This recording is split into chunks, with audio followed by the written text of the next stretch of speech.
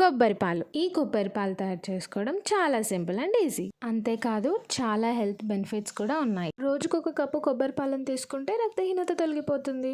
అలాగే ఇది వెంట్రుకలు రాలకుండా సహాయపడుతుంది. అంతేకాదు బరువును తగ్గించడంలో, కొలెస్ట్రాల్ను తగ్గించడంలో మేలు చేస్తుంది. తీపి మరియు రుచికరమైన వంటకాలకు కూడా ఉపయోగపడుతుంది. సో ఇలా ఇంట్లో తయారు చేసిన తాజా కొబ్బరి పాలు గాలి చొరబడని కంటైనర్లో సరిగ్గా నిల్వ చేస్తే రీఫ్రిజిరేటర్లో 5 రోజుల వరకు ఉంటాయి. సో ఈ కొబ్బరి పాలు ప్రిపేర్ చేసుకోవడానికి నేను ఇక్కడ ఒక కొబ్బరికాయ తీసుకున్నాను. కొబ్బరిని ఈ విధంగా సెపరేట్ చేసుకోవాలి. సెపరేట్ చేసుకున్న కొబ్బరిని చిన్న చిన్నగా చాప్ చేసుకోవాలి. చాప్ చేసుకున్న కోకోనట్ నాకు 1 కప్ వచ్చింది. 1 కప్ కోకోనట్కి నేను 2 కప్స్ వాటర్ యూజ్ చేశాను. ఈ విధంగా బ్లెండ్ చేసుకోవాలి. బ్లెండ్ చేసుకున్న పేస్ట్ని క్లాత్లో వేసి స్ట్రెయిన్ చేసుకోవాలి.